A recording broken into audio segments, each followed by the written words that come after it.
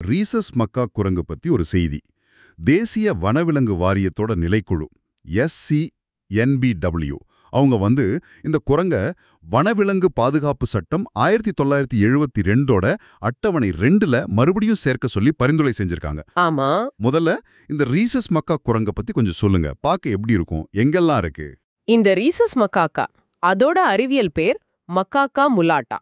இது ஒரு பழைய உலக குரங்கு வகை. நீங்க பார்த்திருப்பீங்க, பழுப்பு நிற உடம்பு இருக்கும், முகம் பின்பகுதி கொஞ்சம் செவப்பா இருக்கும், தலையில முடி குட்டையா இருக்கும். அதனால அதோட முகப்பாவனைகள் நல்லா தெரியும். ஓ, இது ரொம்ப பரவலா காணப்படுற ஒரு இனம். இந்தியா, பங்களாதேஷ், பாகிஸ்தான், நேபாளம், மியான்மர், தாய்லாந்து, ஆப்கானிஸ்தான், வியட்நாம், தெற்கு சீனா வரைக்கும் இருக்கு. இவ்ளோ இடத்துல இருக்கா? ஆமா.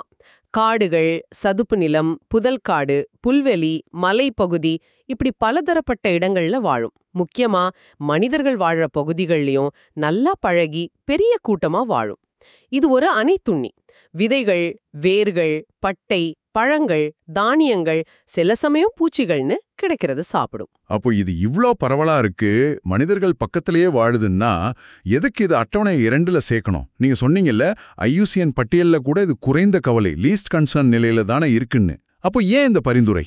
அது ஒரு நல்ல கேள்வி. குறைந்த கவலை நிலையில இருக்குங்கிறது உண்மைதான். அதோட மொத்த எண்ணிக்கை இப்போதைக்கு பெரிய ஆபத்துல இல்லைன்னு அர்த்தம். ஆனா அட்டவணை 2ல சேர்க்க பரிந்துரைக்கிறதுக்கு காரணம் வேற. என்ன காரணம்? முக்கியமா இதுக்கு சட்ட பாதுகாப்பை அதிகரிக்கணுங்கிறது தான் சொன்னேன் இல்லையா? இது மனிதர்களோட வாழிடங்கள்ல அதிகமா காணப்படுதுன்னு. ஆமா. அதனால மனித குரங்கு மோதல்கள் இப்போ ரொம்ப அதிகமாயிடுச்சு. விவசாய நிலங்களை சேதப்படுத்துறது, சில சமயம் மனிதர்களை தாக்குறது, இப்படி பல பிரச்சனைகள் வருது.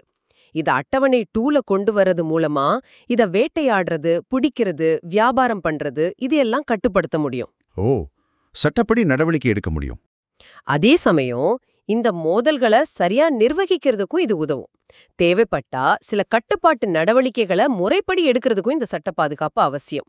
இது ஒரு சமநிலையை கொண்டு வர்றதுக்கான முயற்சி. ஒரு பக்கம் பாதுகாப்பு அதிகரிக்கணும், இன்னொரு பக்கம் மோதல்களை கையாளணும்.